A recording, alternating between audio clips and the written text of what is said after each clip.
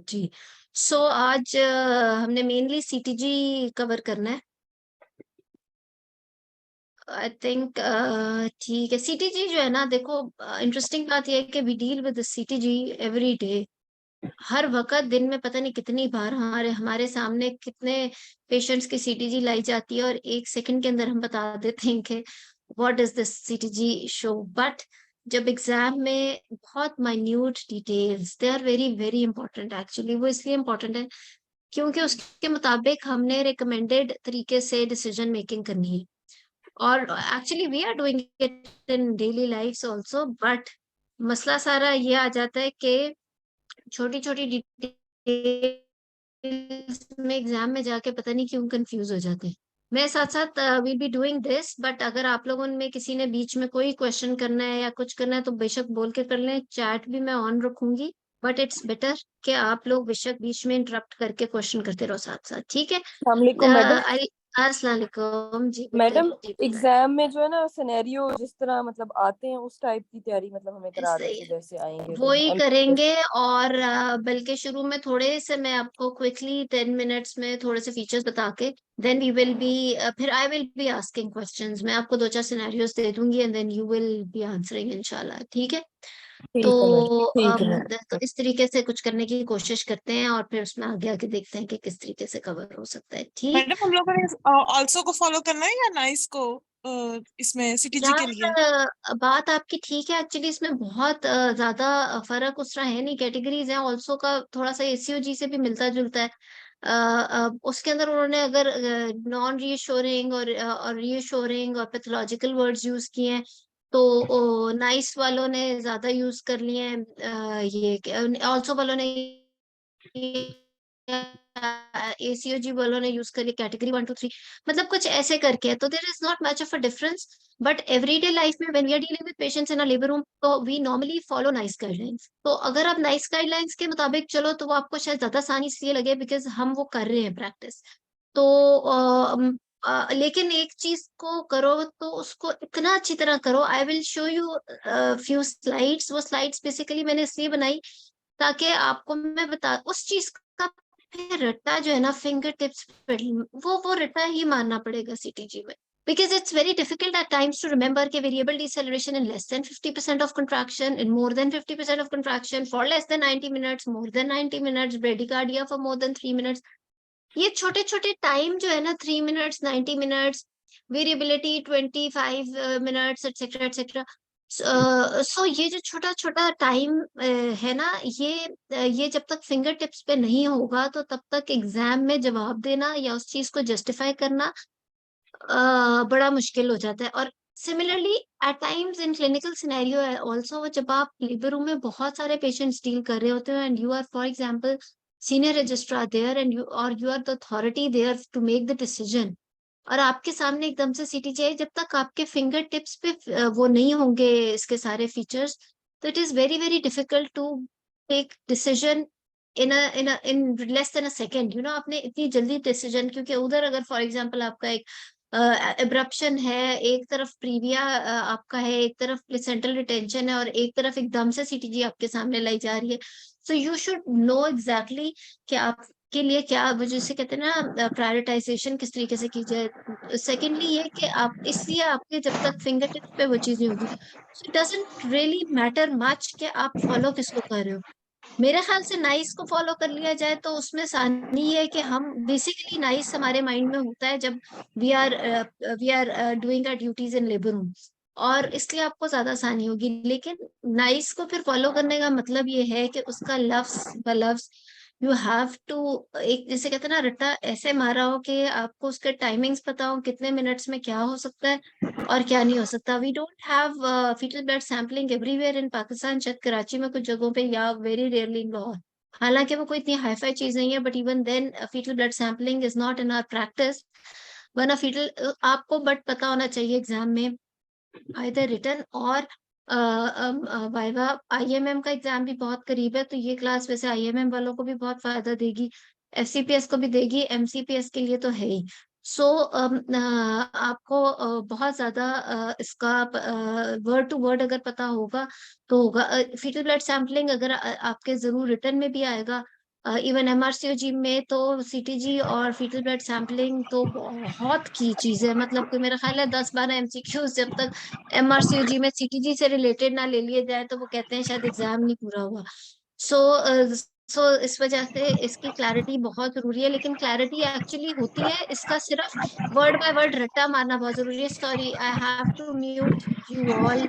थोड़ा सा मैं म्यूट करने के लिए एक second, just minute,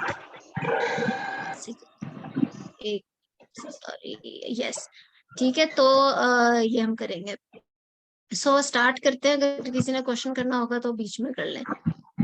we all know CTG का क्विकली, CTG प्लीज आप अपने आप को सब म्यूट रखो, अनम्यूट मत करें ताकि डिस्टरबेंस ना हो बीच में।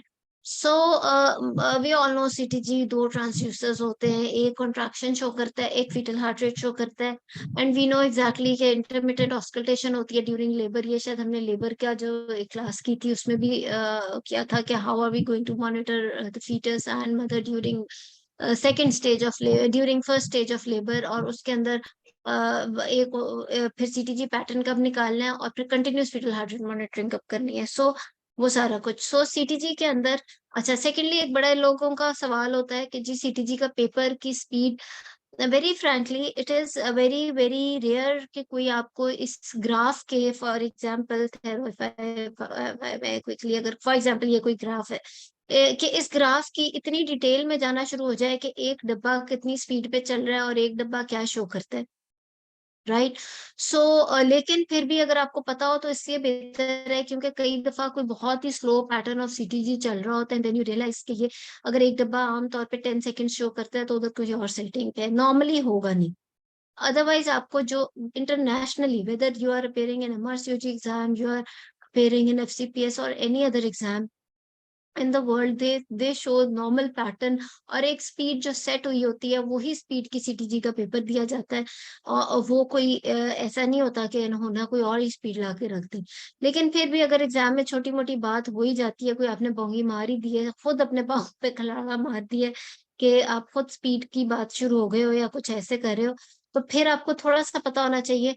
Well, in this type of CTG graph, excuse me, एक बॉक्स जो होता है तकरीबन हॉरिजॉन्टल बॉक्स, वो 10 सेकंड्स को शो कर रहा है। हॉरिजॉन्टल भी नो टाइम जा रहा है और वर्टिकली हार्ट रेट है बेबी का।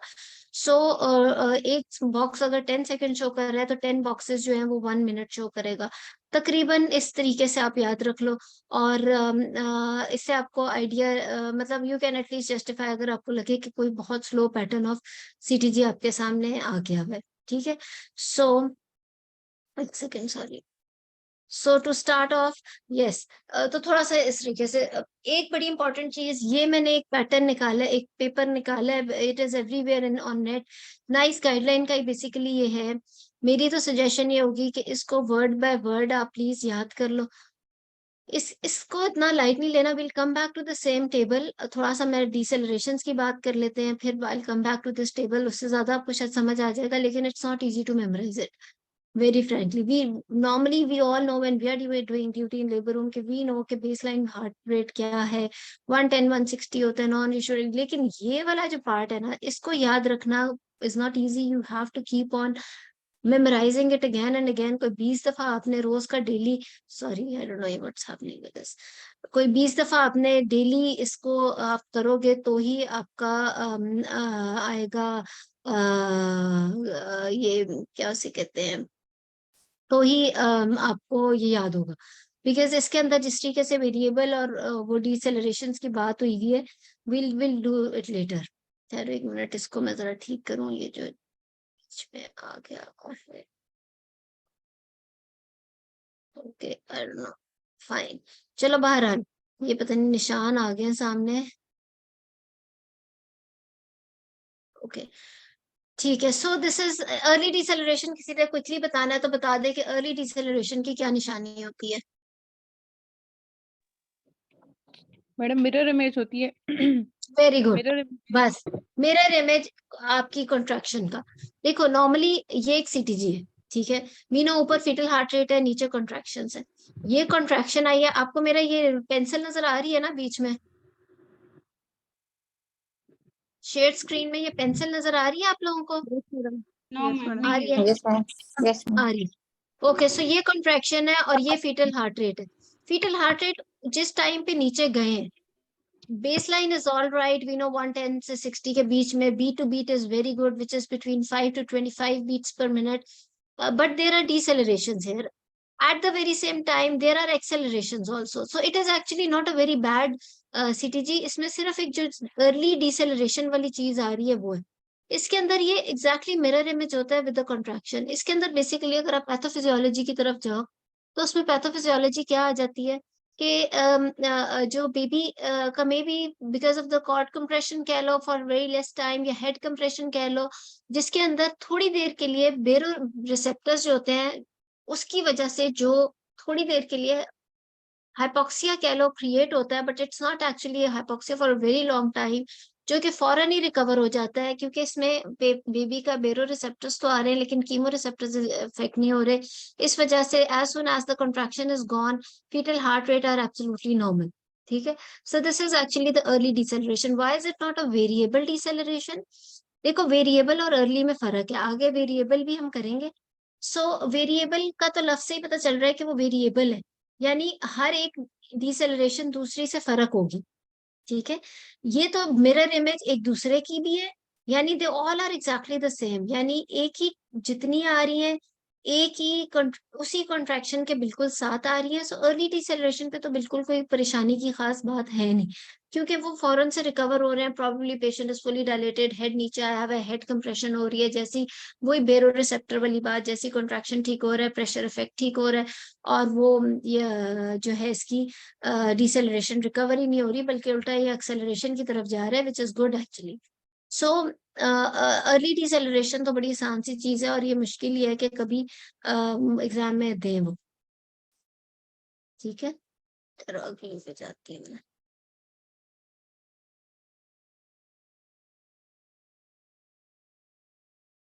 चलो अगली स्लाइड क्यों नहीं जा रही? चलो एक सेकंड में जाते दो जरा। ओके,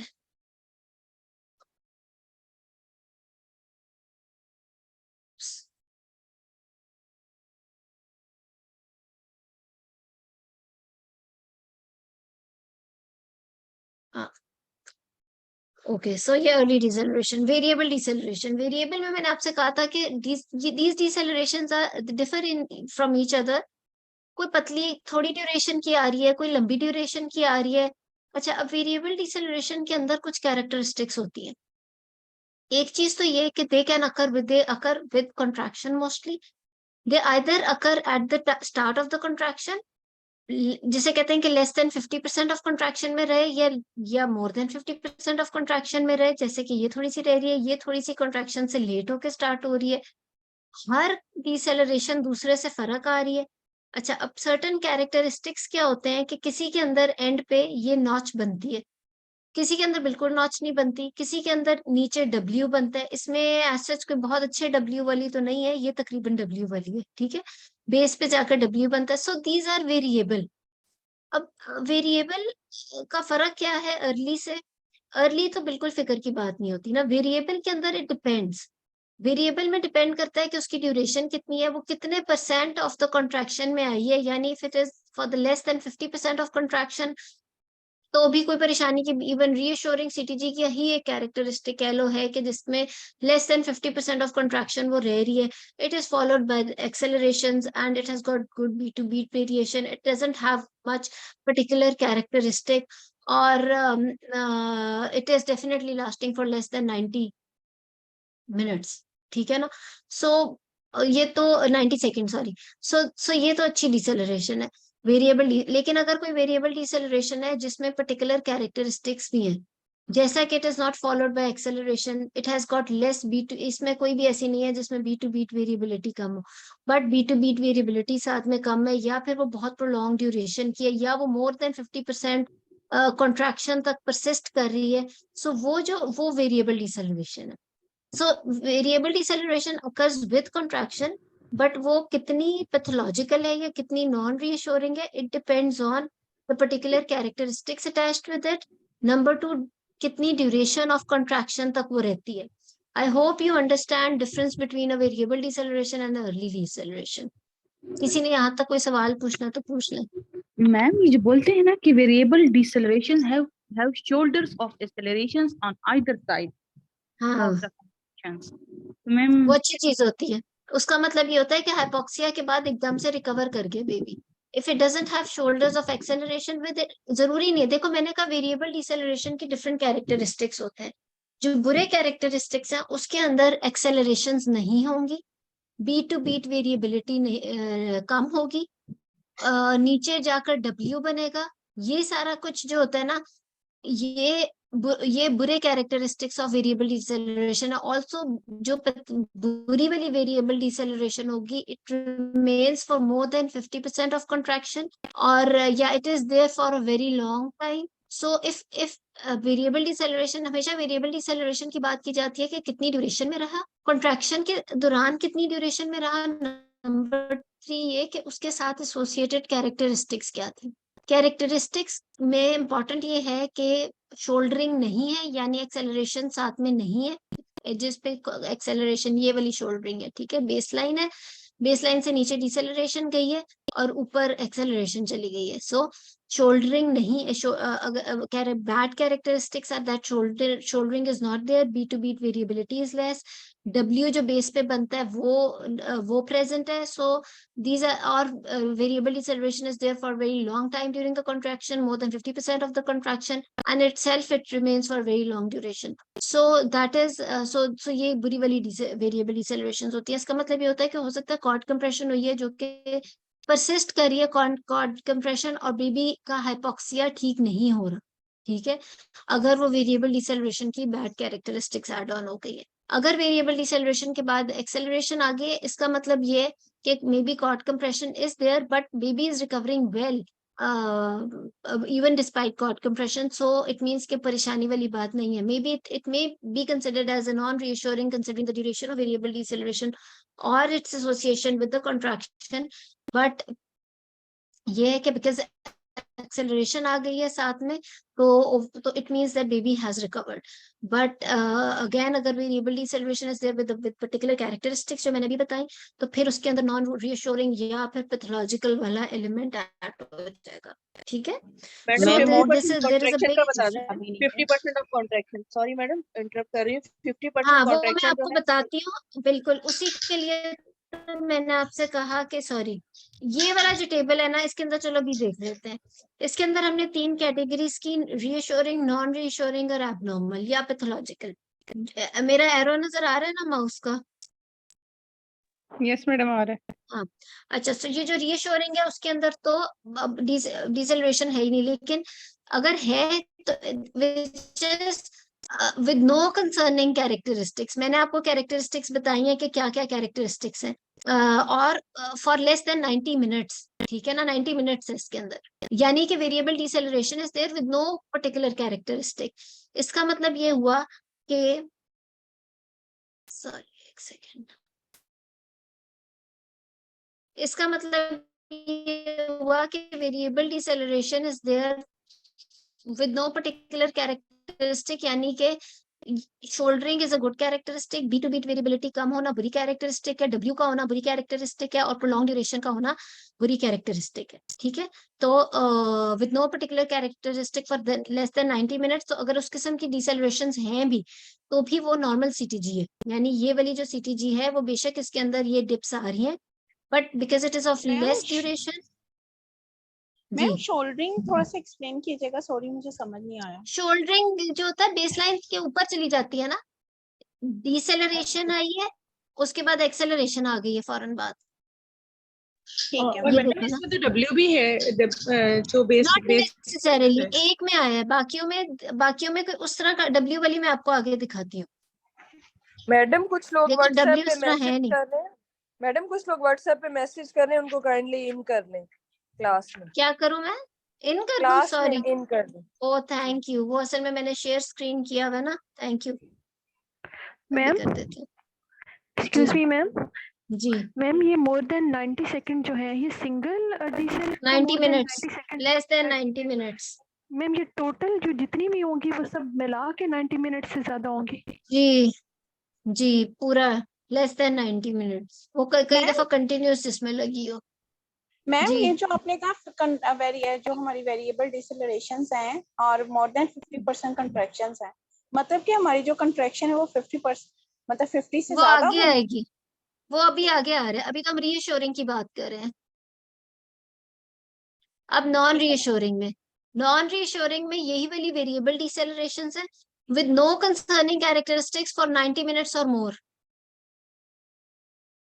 यानी वो परसिस्ट ही कर रही हैं, मतलब बेशक वो अच्छी वाली वेरिएबल डिसेलरेशंस हैं but they are not going at all, right. So वो भी, या फिर और इतना बड़ा और है, variable deceleration with any concerning characteristics in up to 50% of contraction for 30 minutes or more, यानी कि variable deceleration for less then 50% of contraction, यानी कि ये कंट्रैक्शन अगर फॉर एग्जांपल इतनी आई है, अब लेस देन 50% ऑफ कंट्रैक्शन है विद नो कंसर्निंग कैरेक्टरिस्टिक्स, ये वाली deceleration is like that, it doesn't have concerning characteristics because it has got a good characteristic which is shouldering, it has good beat to beat variability, but if this type of contraction stays there for more than 30 minutes, मतलब कि अब वो 30 minutes हो गए और वो खत्म ही नहीं हो रही, तो फिर उसके अंदर जो है ना वो फिर it comes in the category of non-reassuring variable deceleration with any concerning characteristic in up to 50% of contraction for 30 minutes or more, यानी 50% ऑफ कंट्रैक्शन के अंदर अंदर है लेकिन 30 मिनट से ज्यादा हो गए, और उसके कोई से भी कंसर्निंग कैरेक्टरिस्टिक्स हैं जो मैं पहले बता चुकी हूँ।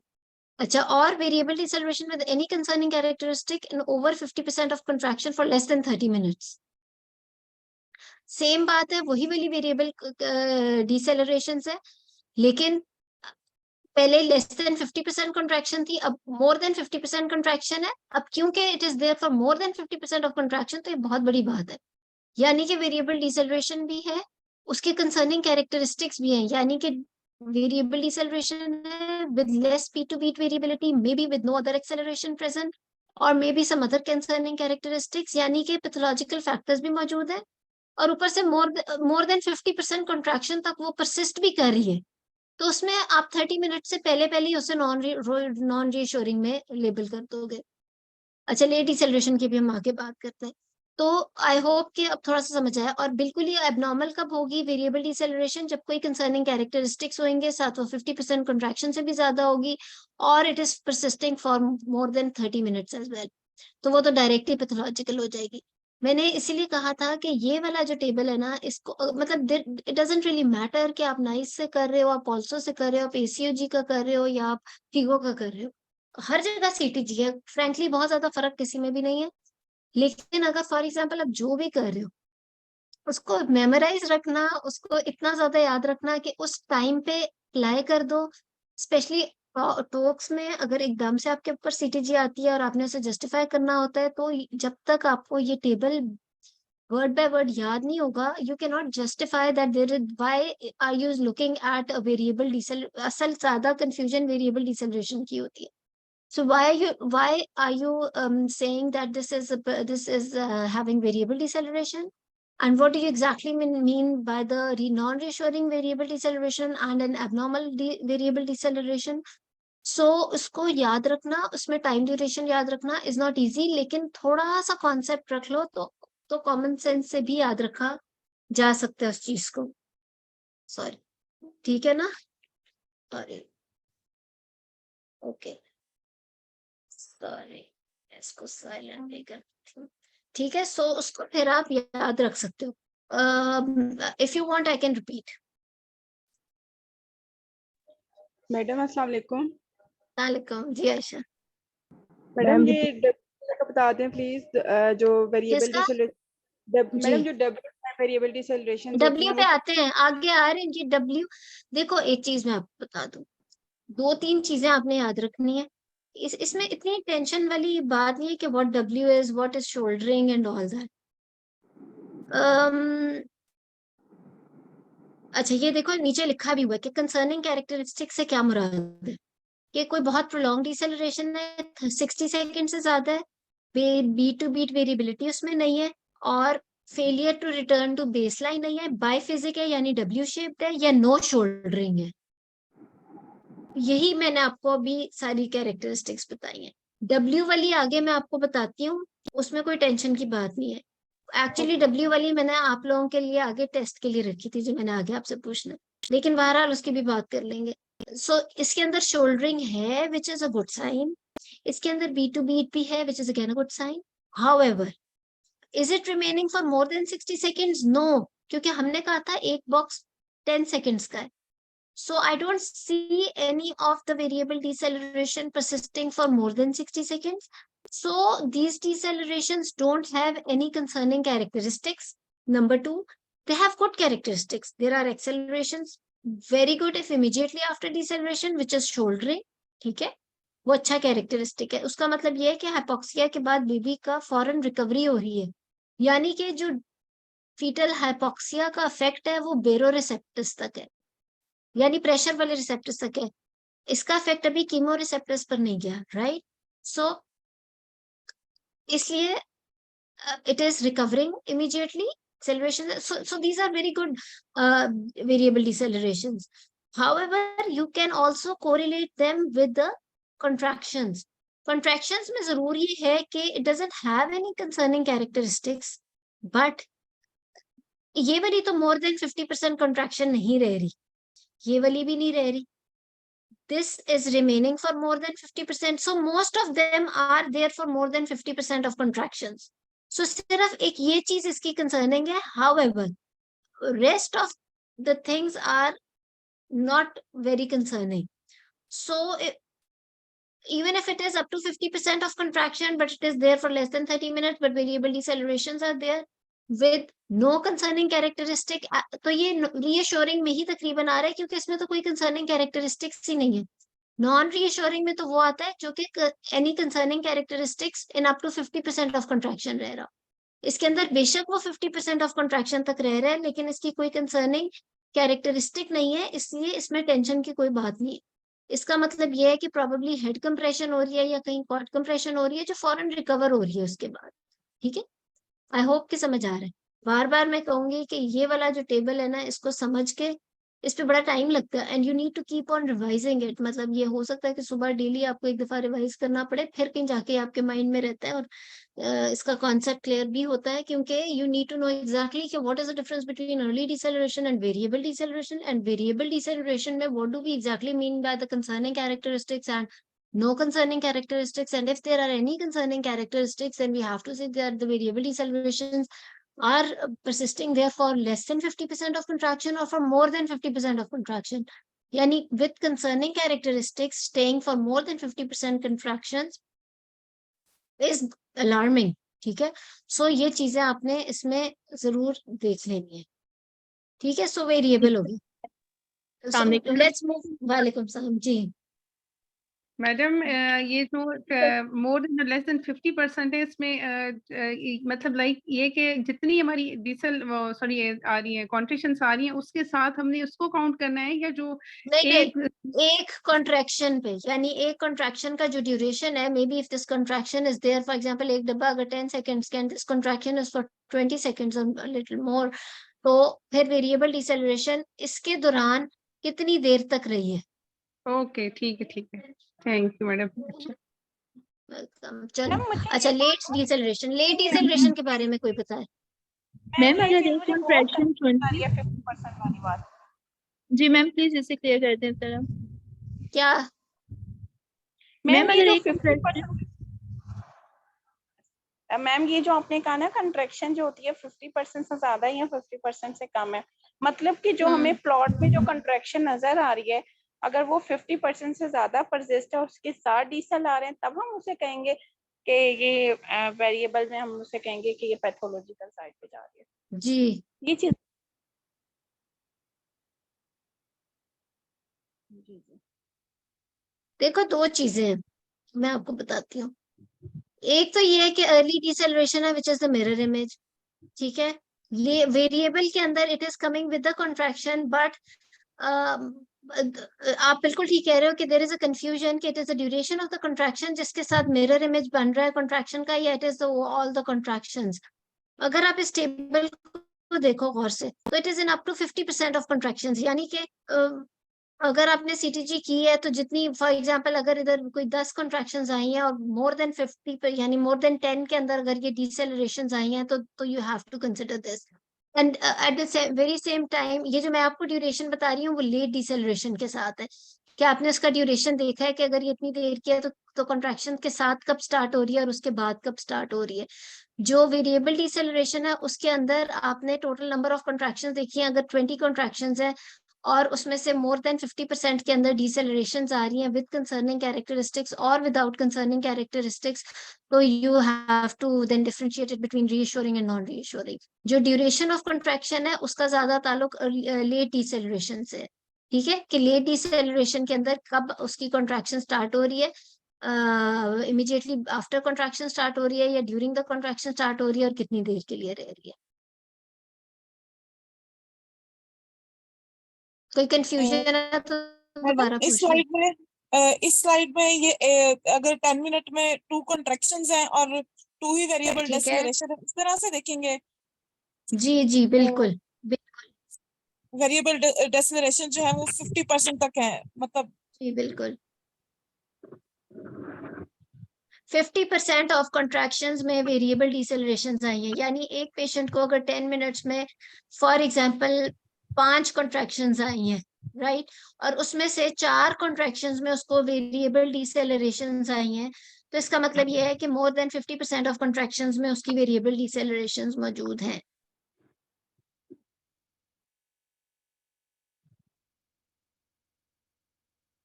ठीक है जी, ठीक है, थैंक यू। ठीक है मैडम। चलो वेलकम। अच्छा so let's move on to, अच्छा कोई लेट डिसेलरेशन के बारे में बताए।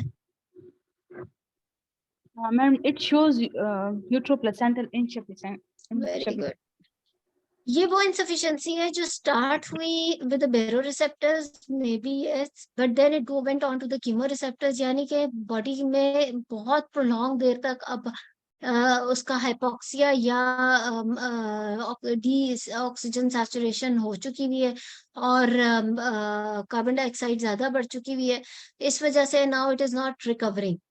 ठीक है, और लेट डिसेलरेशन जो है ना, अगेन मोस्टली देखो इसका सबसे बड़ी निशानी ये है कि either it is starting from more than, अब मैं जो बात करूंगी ना, देखो पहले नंबर ऑफ कॉन्ट्रैक्शंस की बात थी वेरिएबल डिसेलरेशन तक, अब जो लेट डिसेलरेशन में ड्यूरेशन ऑफ कॉन्ट्रैक्शन की भी बात आ रही है, यानी कि वो may be after finishing of the contraction start हो गई है लेट डिसेलरेशन, या मोर देन 50% ऑफ द कॉन्ट्रैक्शन जब गुजर चुकी है उसके बाद स्टार्ट हो रही है, जैसा कि इसके अंदर, ठीक है, और इसके अंदर immediately after contraction. So basically these are not exactly occurring with the contractions, instead contractions के बाद ये हो रही है and there is no acceleration with it, और इस वजह से ऑब्वियसली ये या तो एब्रप्शन में हो रहा है या मे बी ऐसे या कॉर्ड प्रोलैप्स में हो रहा है जिसमें रिकवरी नहीं हो रही वापस हाइपोक्सिया की, और it is obviously an emergency. और अगेन इसके अंदर मैडम इसको ये कहेंगे ना कि जब ये कॉन्ट्रैक्शंस की पीक आती है तो फिर डी सेल स्टार्ट हो जाती है, कॉन्ट्रैक्शन जब पीक पे आती है और फिर डी सेल स्टार्ट हो जाती है और फिर आइदर पीक पे आके या फिर immediately after the end of deceleration. ये आपने अच्छे तरीके से बल्कि बात करती समझने में आसानी होगी कि यस जब पीक आई या पीक के फौरन बाद से स्टार्ट हुई, या may be not with the contraction, ठीक है ना, क्योंकि जब कॉर्ड प्रोलैप्स हुआ है और आप उसकी सीटीजी कर रहे हो तो जरूरी नहीं कि कॉन्ट्रैक्शन से ही उसका कोई ताल्लुक होगा। मैम कॉर्ड प्रोलैप्स में तो प्रोलॉन्ग हो जाती है ना डी सेल, वो वैसे प्रोलॉन्ग तो भी होगी, नॉट नेसेसरीली, शुरू में हो सकता है कि प्रोलॉन्ग ना भी हो, ठीक है ना, बाद में आके प्रोलॉन्ग भी ब्रेडिकार्डिया हो जाएगा, लेकिन एक्यूट ब्रेडिकार्डिया या प्रोलॉन्ग डिसेलरेशन जिसको कहेंगे, लेकिन लेट डिसेलरेशन और एब्रप्शन में खास तौर पे शुरू में you can start off with the late deceleration as such. अब इसमें नॉन रीअश्योरिंग और एबनॉर्मल में क्या फर्क है कि late deceleration over 50% of contractions, this is about the number of contractions for less than 30 minutes with no maternal or fetal clinical risk factors such as vaginal bleeding or significant meconium। बार बार बता रही हूँ इस table का एक एक word फिर important है, if अगर आपने इसको याद रखना है और आपने इसका रेफरेंस देना है एग्जाम में जाकर या आपने इसके थ्रू जस्टिफाई करना है तो फिर इसका एक एक वर्ड इंपॉर्टेंट है कि it is delayed deceleration with no maternal or fetal clinical risk factor. यानी कि ऐसा ना हो कि अब्रप्शन और आप कह रहे हो कि जी because it is there for less than 30 minutes और एक्सेट्रा, यानी कि लेट डिसेलरेशन हुई है लेकिन लेस देन 30 मिनट्स रह रही हैं, तो बट उधर अब्रप्शन हुई हुई है तो इसलिए मैं कुछ नहीं करूंगी, so that is not right. Similarly meconium आया हुआ और लेट डिसेलरेशन साथ आ रही हैं और then you are not taking it into any consideration, तो वो भी ठीक नहीं है. सो अगर कोई मैटरनल और फीटल रिस्क फैक्टर साथ में नहीं है और लेट डिसेलरेशन है, but non reassuring कब होगा? when it is for less than 50% of contractions in less than 30 minutes. ठीक है. और late deceleration का abnormal कब? तो of course चाहे वो maternal risk factors हैं या नहीं है, if it is there for more than 30 minutes तो definitely late deceleration. और acute bradycardia तो आपको पता ही है, prolonged deceleration तो वैसे ही acute emergency होती है, especially for 3 minutes or more, यानी कि वो recover ही नहीं हो रही below 100. ठीक है. तो लेट डिसेलरेशन का तो इतना वो नहीं है जितना कि हमें वेरिएबल में कंफ्यूजन थी. ठीक है. प्रोलॉन्ग डिसेलरेशन वही चीज कि वो रिकवर ही नहीं हो रहे 3 मिनट्स और मोर. ये जिस तरह से अभी हमने बात की कि maybe prolapse, cord prolapse के अंदर it can either occur as acute bradycardia or it can start off with a late deceleration and then leads to prolonged deceleration. तो prolonged deceleration is that it remains low, less than 100 रह रहे हैं. we are not concerned कि beat to beat है या नहीं है, we are not concerned कि उसकी एक्सेलरेशन भी है या नहीं, but it is less than 100 and it is there and persisting for 3 minutes और more, then it's an acute emergency. एक और चीज, इसका एमसीक्यू ज्यादा आता है. साइनोसाइडल पैटर्न होता क्या है? साइनोसाइडल पैटर्न बिल्कुल ऐसे जो हम पहले पढ़ा करते थे about the sound wave. Sorry एक सेकेंड.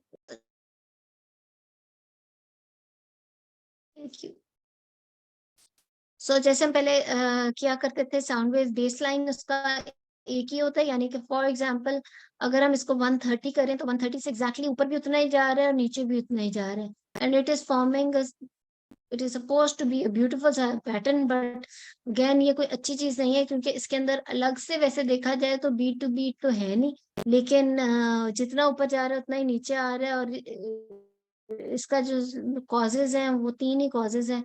या तो नीमिया है या फिर हेमरेज आ रहा है, मैटरनल फीटल हेमरेज है, तो वही lead to this type of pattern. या फिर सिवियर फीटल हाइपोक्सिया, यानी इस तरह का अगर पैटर्न आ रहा है तो या तो हाइड्रोप्स पे भी है या बहुत सिवियर कोई फीटल हाइपोक्सिया हो गया या कुछ सिवियर मैटरनल हेमरेज हुआ है. ठीक है. तो ये वो है साइनोसाइडल का. अच्छा चलो, अब गुड. अब अगर अभी तक कोई क्वेश्चन हैं पूछ लो, अदरवाइज वी कैन आप लोग ट्राई करो कि क्या है ये.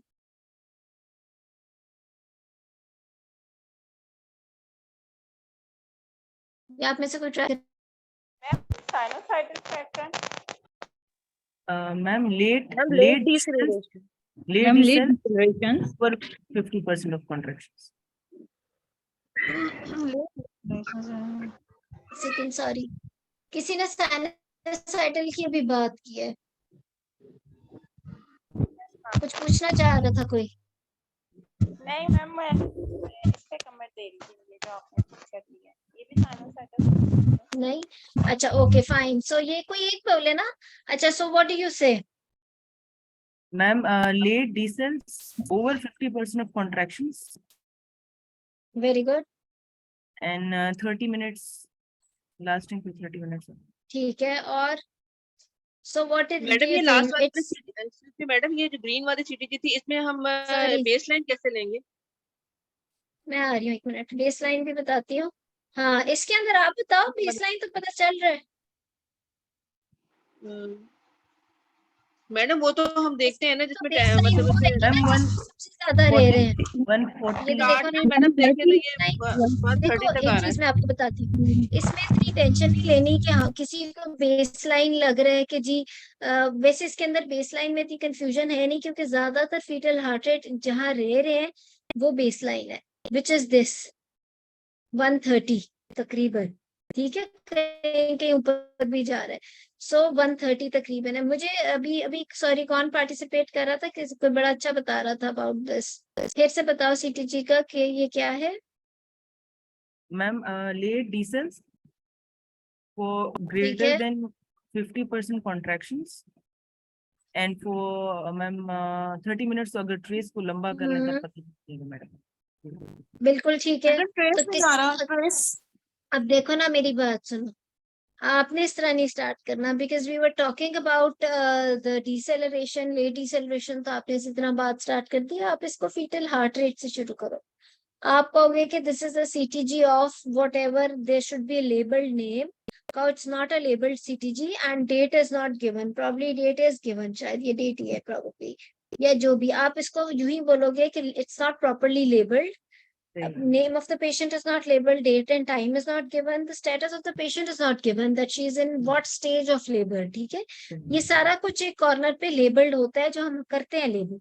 तो आप इस चीज को जरूर मेंशन करो। फिर आप बोले, जैसे हम किसी भी HSG की रिपोर्ट हमारे सामने आती है तो हम बोलते नहीं कि this is a report of Mrs Razia which was done in Flana hospital on 27th of for example June, and it was, और फिर हम बात स्टार्ट करते हैं। मैम तो मैं एक क्वेश्चन जी इसी तरह आपने इसमें भी बात स्टार्ट करनी है जी।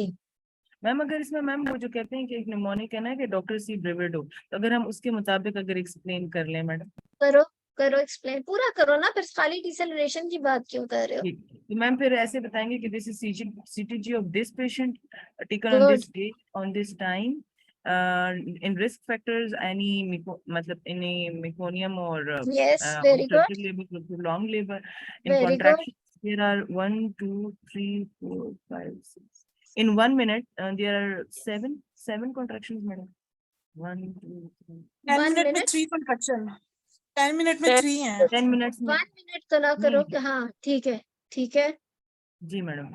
कॉन्ट्रैक्शंस के बाद ma'am having base line rate of around 140 madam. ठीक है, ma'am and base line rate variability of 10 to 15। ठीक है, जी मैडम। और सोचने की बात है, बोलते जाओ। with no acceleration, and late decels over 50% of contractions। Very good. जी मैम, आगे फिर स्ट्रिप अगर पता हो तो 30 minutes or more, and the हाँ, overall indication is it's a pathological CTG pathological. Madam. Late over 50%।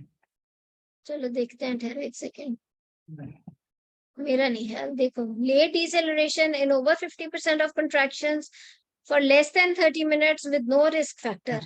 आप ये करोगे कि अगर it is the CTG is done for less than 30 minutes, अगर if it is for less than 30 minutes and as risk factors are not mentioned, so if there are no risk factors तो it is a non reassuring, क्योंकि heart beat भी ठीक है, baseline भी sorry ये beat to beat भी ठीक है, बट लेट डिसेलरेशन है which is for quite a lot of contractions, but it is there for less than 30 minutes probably because CTG पूरी नहीं हुई, कोई risk factors नहीं है, तो at the moment तो ये non reassuring है। ठीक है, तो इसलिए मैं कह रही हूँ ये टेबल जो है ना वो याद रखना कोई आसान काम नहीं है, और इसको अप्लाई करके बोलना, लेकिन बात वही है कि इसको अप्लाई तो करके बोलना। ठीक है, चलो गुड। मैडम अच्छा, क्वेश्चन है। हाँ जी जी जी मैडम ये जो हम नाइस की गाइडलाइन फॉलो कर रहे हैं, इसमें हमारे पास कैटेगराइज करने के लिए, कंप्लीटली कैटेगराइज करने के लिए कम से कम 90 मिनट की CTG या 30 मिनट की CTG होनी चाहिए। बिल्कुल, हमारे पास बिल्कुल। इतनी बड़ी CTG नहीं होती, ना हमारे पेपर में होती है, ना हम निकालते हैं। असल में बात ये है कि थोड़ा सा ये फ्लॉप हुई भी होगा, बट वही बात है कि एक तो अवेलेबिलिटी नहीं है, then we don't have the, असल में तो ये CTG जैसे अब हमने पिछली बात की कि this is a for example non reshoring CTG, तो उसके बाद तो फिर हम बात करते हैं फीटल ब्लड सैंपलिंग की ना, ठीक है ना। ऑब्वियसली हम वही वो जो जिस तरह से नाइस गाइडलाइन में दिया है कि आप immediately risk factors rule out करोगे, उसकी पोजीशन ठीक कराओगे, left lateral et cetera et cetera, and then you go for the fetal blood sampling या कॉल फॉर हेल्प के बाद फीटल ब्लड सैंपलिंग करोगे और वो सारा कुछ। तो अब बात वही है ना कि अगर हमारे पास 30 मिनट्स की स्ट्रिप नहीं भी अवेलेबल, तो हमने आगे डिसीजन लेना है फीटल ब्लड। हम यूं करते हैं कि हम नॉर्मली नॉन रीश्योरिंग को रिहाइड्रेट करके we repeat the CTG after some time, maybe 15 to 20 minutes or so, या हम fetal heart monitor लगा के रखते हैं उस time duration में, and then we repeat the CTG। और second CTG mostly अगर हमारी दोबारा ऐसी आ जाए, normally what we do in labor room, हम अपने जो लेबर रूम सेटअप में यही कर रहे होते हैं कि बट एटलीस्ट हमें ये तो पता हो कि ये नॉन रीअश्योरिंग है, ये पैथोलॉजिकल है, यानी इमीडिएट एक्शन किस में लेना है, और हमने रिहाइड्रेट करके, या हम फॉर एग्जांपल असल में तो ये पता होना चाहिए कि फीटल ब्लड सैंपलिंग किसमें करनी है, किसमें फौरन करनी है, किसमें 30 मिनट्स के बाद करनी है, किसमें रिपीट फीटल ब्लड सैंपलिंग करनी है, किसमें फीटल ब्लड सैंपलिंग के बगैर ही हमने सिजेरियन पर प्रोसीड कर जाना है। So these are few little things.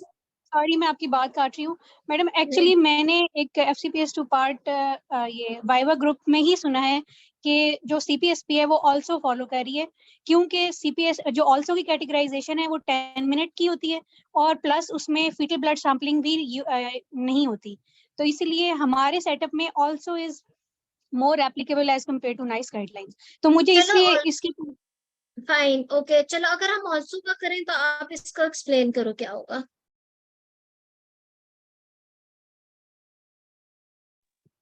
Madam also में तो डॉक्टर सी ब्रावाडो के अकॉर्डिंगली हम देखते हैं करो, और शाबाश।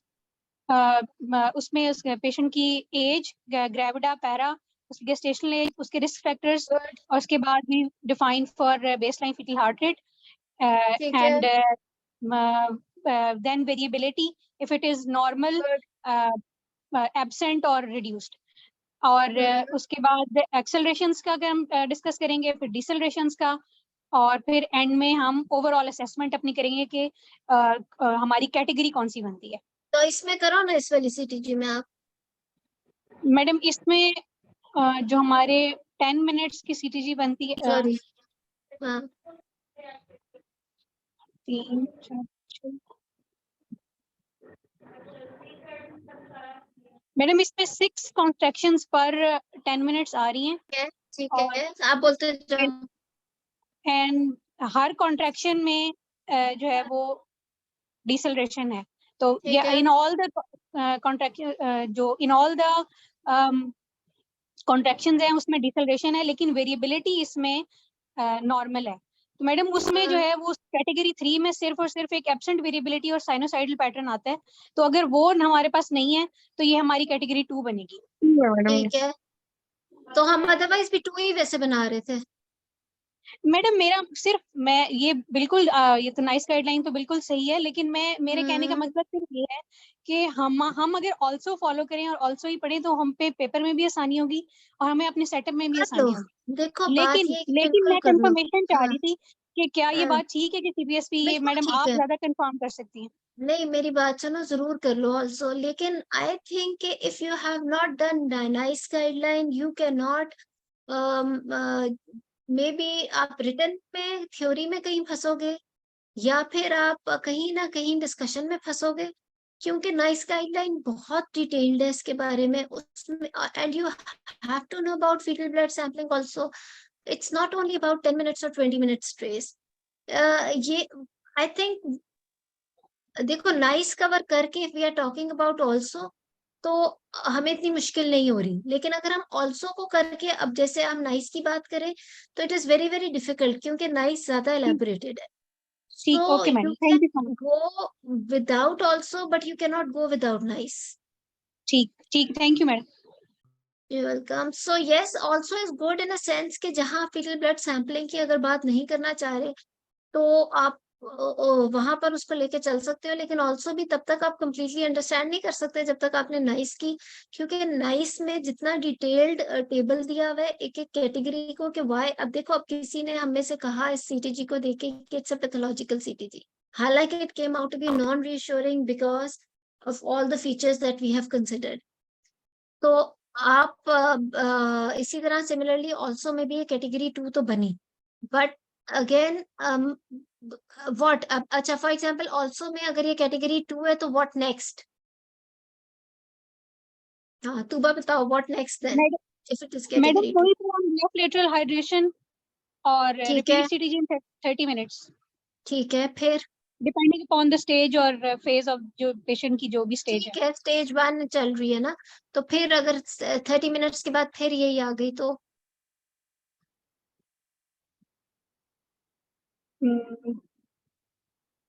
मैडम अब मैंने सारी दोबारा नहीं पढ़ी हूँ, मुझे अब एग्जैक्टली याद नहीं आ रही, लेकिन क्योंकि फीटल ब्लड सैंपलिंग नहीं है इसलिए मैं पूछ रही थी।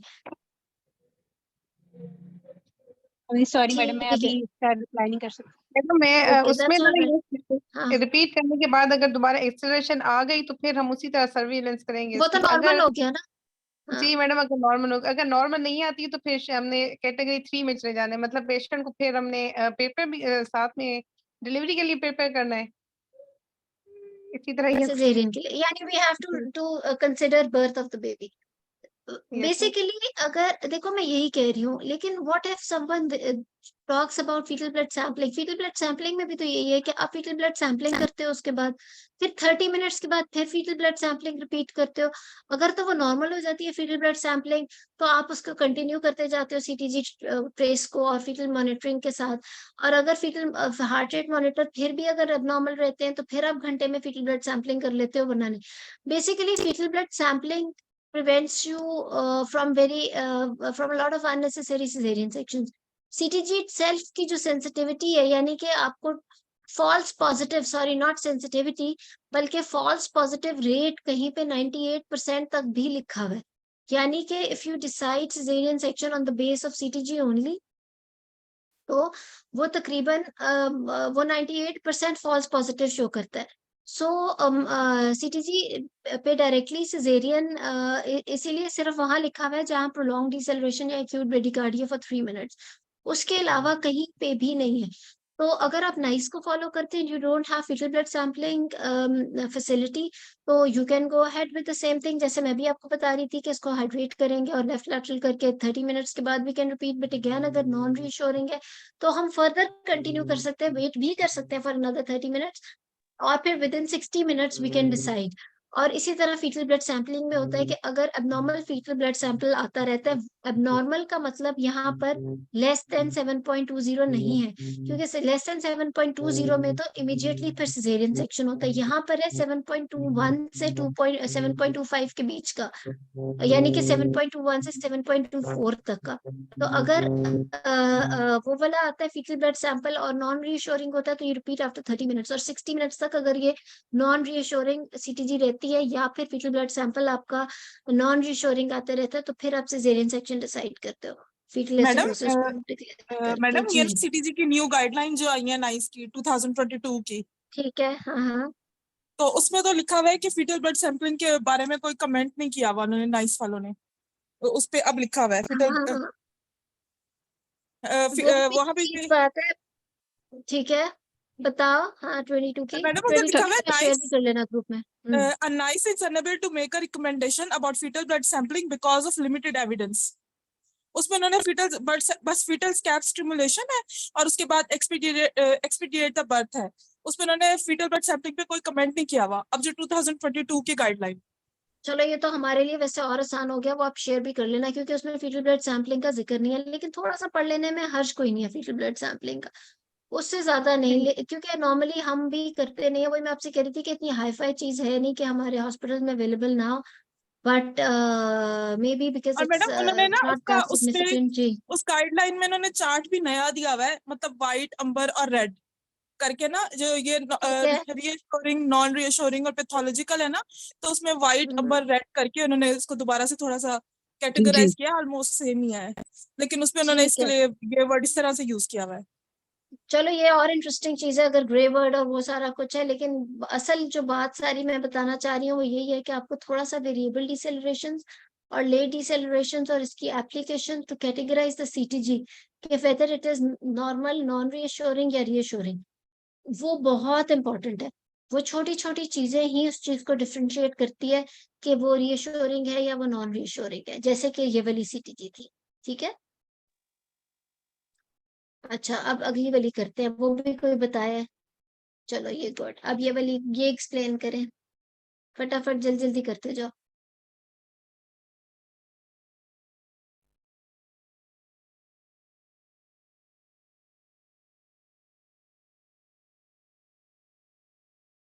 ये करो जल्दी से, ये तो सबसे आसान है वैसे। नॉर्मल पैटर्न, हाँ लेकिन एक्सप्लेन कर लो ना एक लाइन में, 2 सेकेंड्स में। नॉर्मल तो नहीं बोल सकते ना आपने, मैडम आपने फर्स्ट एक्सप्लेन करना है। first ji I will check the name of the patient, date and time, And then I Good. will check the from the history. I will check the risk factor of my patient and vaginal bleeding, meconium, and risk factor in the patient. And then I will check the contractions. In 10 minutes, there are the 2 contractions. ठीक है. The baseline variability is about 130 beats per minute. Very good. There is adequate beat to beat variability between 5 to 25 beats. There is no deceleration. Very good. And accelerations are present. And Very this is good. a reassuring CTG of my patient. Very good. And I will continue the monitoring Very good. according to the condition of my patient. बस ठीक है. चलो अगली ये वाली करें.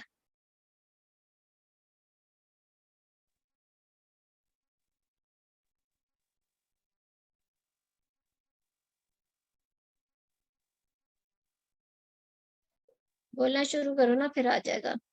जी madam, again I will check the confirm the name of my patient and date and time of the CTG. Then I will check from the history and examination. I will check the risk factor of my patient. And then I will see the contractions. In 10 minutes, there are the 10 contractions. Baseline variability is almost 160 beats per minute. There are the 2 late decelerations. Peak of the contraction के साथ start हुई हैं तो. Variable है. Variable, okay. There are the 2 variable deceleration. सारी तो variable है. हाँ. 2 variable deceleration with no acceleration. आ रही है, shouldering तो आ रही है इसके. With shouldering, you बोल दो. 2 variable deceleration with shouldering. Shouldering is a good sign ना for variable. और ये भी बोल दो कि it is for less than 50% of contractions. So that's less than 50% of the contractions, and so this is reassuring trace of CTG. Very good. क्योंकि no concerning characteristic है. Instead एक अच्छा characteristic है which is shouldering, and it is for less than W नहीं था. contractions. नहीं, अभी W नहीं आया. W आप आगे देखोगे. ये क्या है? अब कोई और बोले. फरा ने तो 2-3 बता दिए.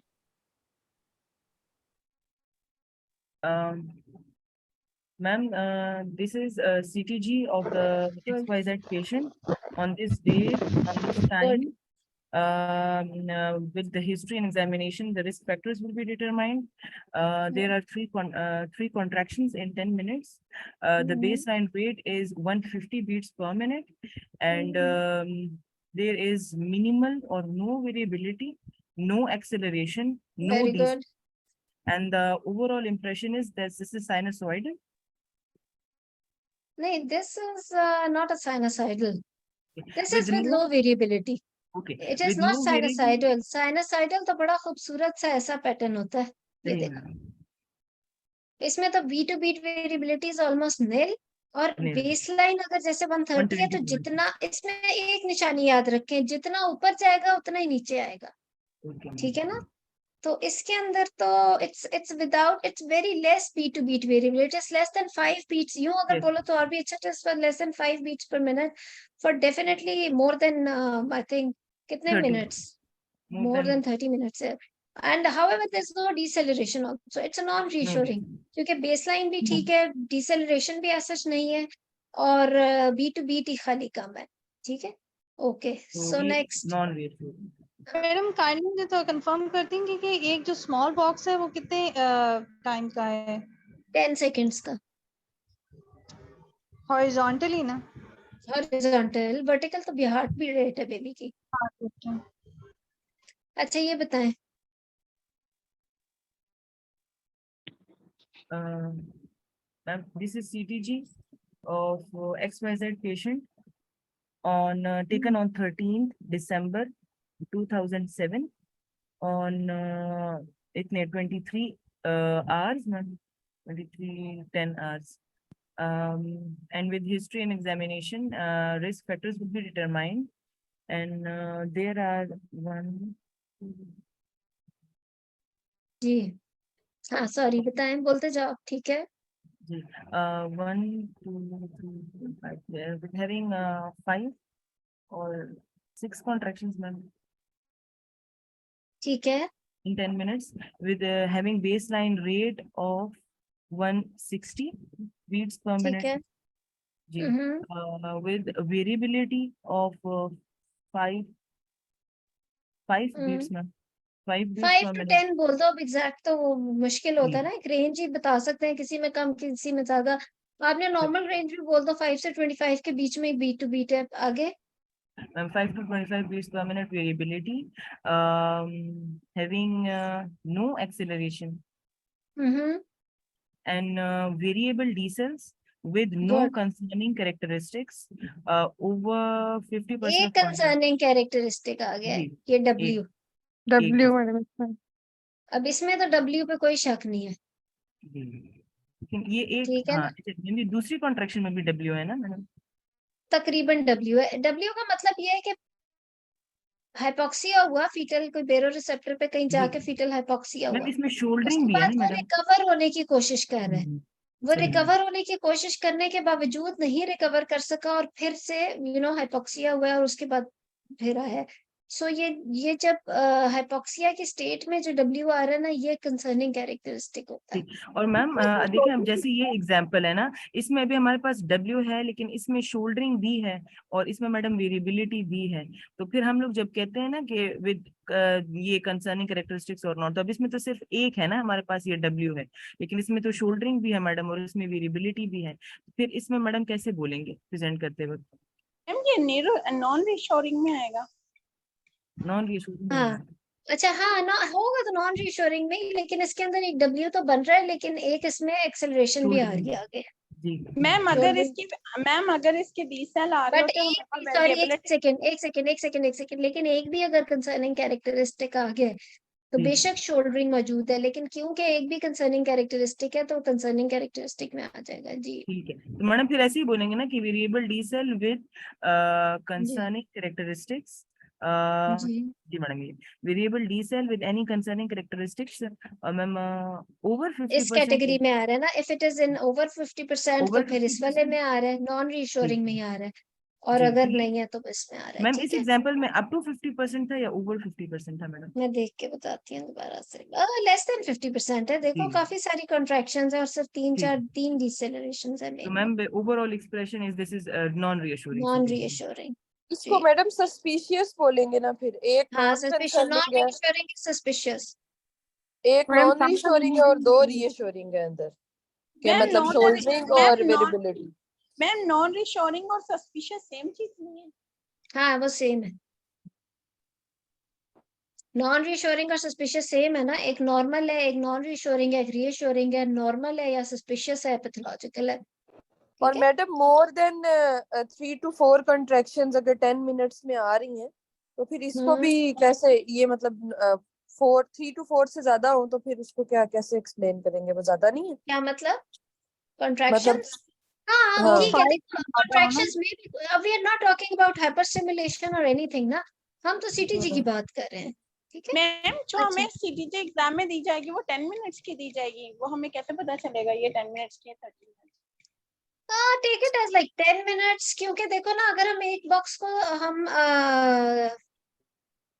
10 सेकेंड्स फॉर एग्जांपल कंसिडर कर रहे हैं तो ये तो वैसे 2-4 मिनट की है but it's okay you can take it as उसमें आपने देखो मैंने आपको बार बार कहा है कि आपने इस टाइम इसमें नहीं पढ़ना कि ये क्या स्पीड पे पेपर लगा हुआ है ये कितनी देर की सीटीजी है या उसकी वजह ये है कि वो फिर अपने पाँव पे कुल्हाड़ा मारने वाली बात है आप ऑन एवरेज यही रखो कि हर सीटीजी इसी तरह ही आपको दिखाई जा रही है कि इसमें जो एक स्मॉल बॉक्स है वो 10 सेकेंड्स का है और 6 स्मॉल बॉक्सेस मिलके 1 मिनट बना रहे हैं ठीक है ये तो खैर बिकॉज एक एक्सपैंडेड इमेज है इस वजह से ऐसे लग रहा है लेकिन मैडम जब वो लेकिन कहते हैं कि मैंने जिन्ना की वर्कशॉप ली थी ना अभी तो उसमें ये था कि टीचिंग के स्टेशन पे ये पड़ी हुई थी तो उसमें ठीक जो है। हम ये रीअश्योरिंग, नॉन हाँ, रीअश्योरिंग, ये सारा कुछ उसके अंदर बताने लग आपको गए। थोड़ा सा स्पीड और वो पता होना चाहिए। उसके अंदर आप नहीं एक तो स्मॉल बॉक्स हाँ, को उन्होंने 10 ये कहा कि आपने ये जी। टीचिंग का स्टेशन है, इतनी ऊपर लेवल की बातें नहीं करनी, आपने बेसिक बताना है। और सीटीजी का स्टूडेंट आपके सामने बैठा हुआ है, आप इसको बेसिक It चीजें बताएं। depends कि आप किस लेवल के स्टूडेंट को पढ़ा रहे हो। If she is a first year resident or below or a house officer, तो definitely you will just talk about the paper itself and the heart rate and all that. But if you are telling to a fourth year resident or a person who is appearing for part 2, तो उसके अंदर तो फिर you have to tell the interpretation of CTG. ज्यादातर तो उन्होंने first year वाले ही बिठाए होते हैं ना टीचिंग वाले स्टेशन। अब ज्यादातर हो या कम हो, वो तो फिर आपने ऑब्वियसली, अगर वो टीचिंग, देखो जहां पे भी टीचिंग का स्टेशन आएगा ना, उसके अंदर आपने 2-3 चीजें देखनी होंगी कि ये कौन सी टाइप ऑफ टीचिंग आपको यहाँ पर करनी है। Is it a skilled type of a teaching, it's a work based scenario, work place based scenario, और it is a lecture types teaching, और फॉर एग्जांपल टोक स्टेशन की टीचिंग है जैसे कि सीटीजी की टीचिंग है। तो एक तो आपने टाइप ऑफ टीचिंग को देखना होता है कि किस तरह की है। दूसरा, आपका जो स्टूडेंट है वो किस लेवल का है, फिर उसके अकॉर्डिंगली आपने पहले बेसलाइन ऑफ जो उसकी नॉलेज है of the student about that particular topic, वो आपने करनी होती है। उससे आगे आप लेके चलते हो ना, तो इट डिपेंड्स कि आपने उसका क्या करना है। ठीक है, ये कोई बताए जल्दी से, ये आखिरी है जी। First of all, I will confirm the name of the patient and gravida para, and which state of labor she is, and timing and date. And then I will see the history, antenatal history, any risk factors there, or baseline is 140. 140, and in 10 minutes they are 1, 2, 3, 4, 5, 6, 7 decelerations, and contractions are 1, 2, 3, 4, 5, 6, 7, and 7 contractions. And ma'am, ये late decels है ना, 4 1, 2, 3 variable है madam ये कुछ। हाँ, because it's coming with the contraction basically. ऐसे कोई deceleration नहीं है जो कंट्रैक्शन के बगैर हो। ये कॉन्ट्रैक्शन का मिरर इमेज है, तो ये अर्ली हो गया, अर्ली डिसोल्यूशंस। मैम ये अर्ली लेट है मैम, लेट है। देखो वेरिएबल मैं बताती हूँ, वेरिएबल इस तरह जस्टिफाई हो जाती है कि every contraction has got different duration, they are not same. So early ये नहीं है क्योंकि not exactly the mirror image.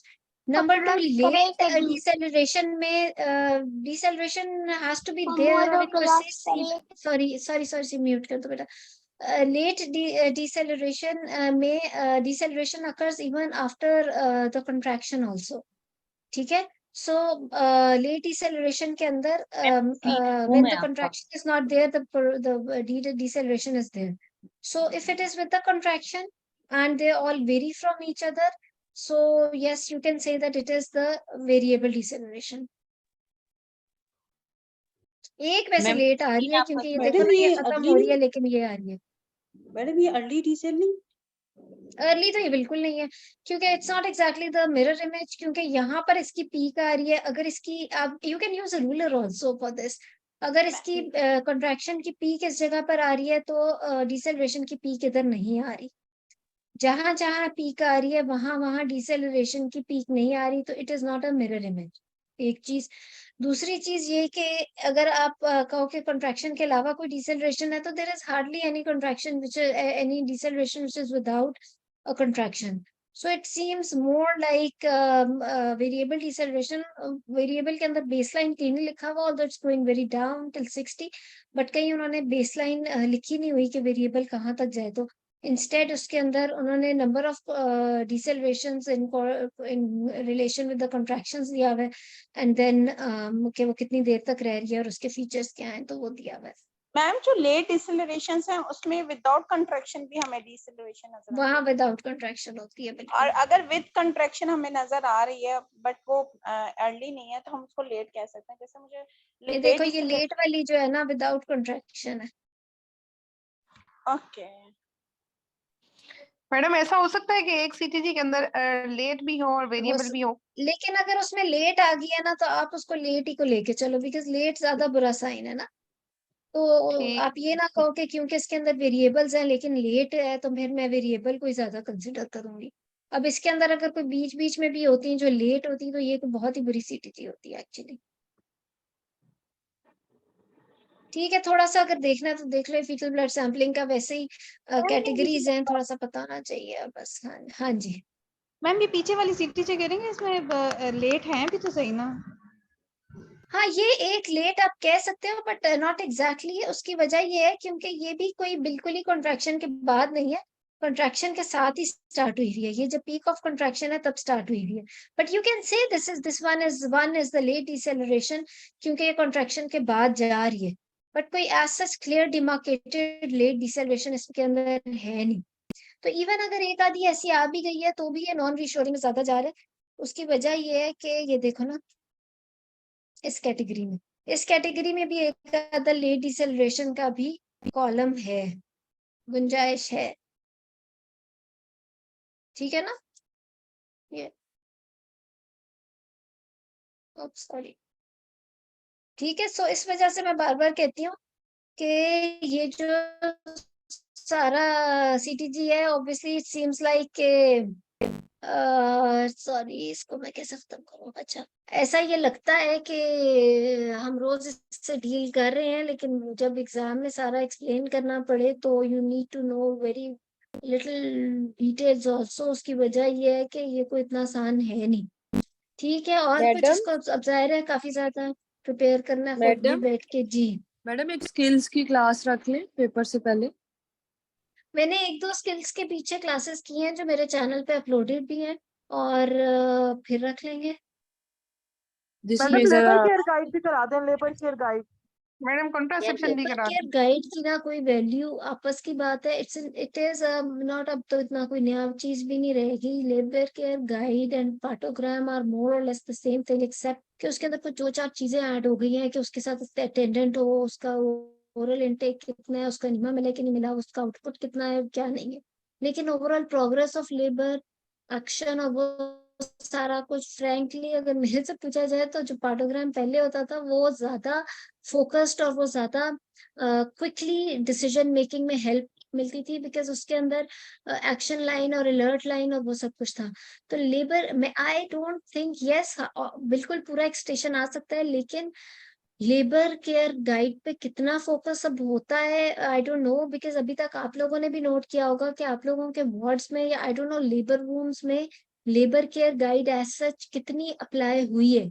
I don't think so, I have not heard of it के, क्योंकि उसके अंदर मोरल देखो असल चीज ये है कि लेबर के दौरान आपने किस वक्त क्या करना है, डिसीजन ये लेना है।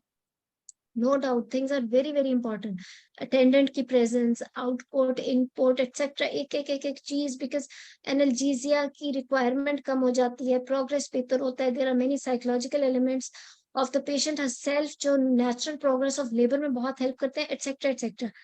But at the same time अगर आप एंड पे आके देखो तो it's the alert line and the action line which are important actually. So मैंने अभी तक तो जितने भी ज्यादा सुने हैं लेबर वार्ड्स में कार्डोग्राम ही चल रहा है पिछला।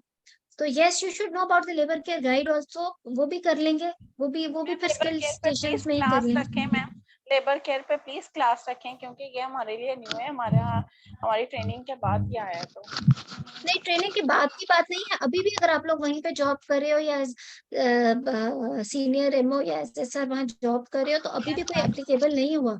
इसलिए नहीं हुआ क्योंकि में तो हो ही नहीं रहा, नहीं हो रहा ना, कहीं भी नहीं एप्लीकेबल हुआ क्योंकि अब वो उसकी इम्पोर्टेंस अपनी है। बट वो जो एक्शन कब लेना है और अलर्ट लाइन वो चीजों की अपनी इम्पोर्टेंस है। मैम कॉन्ट्रासेप्शन पर आप पढ़ा दें और कब पढ़ा दें तो हम पहले से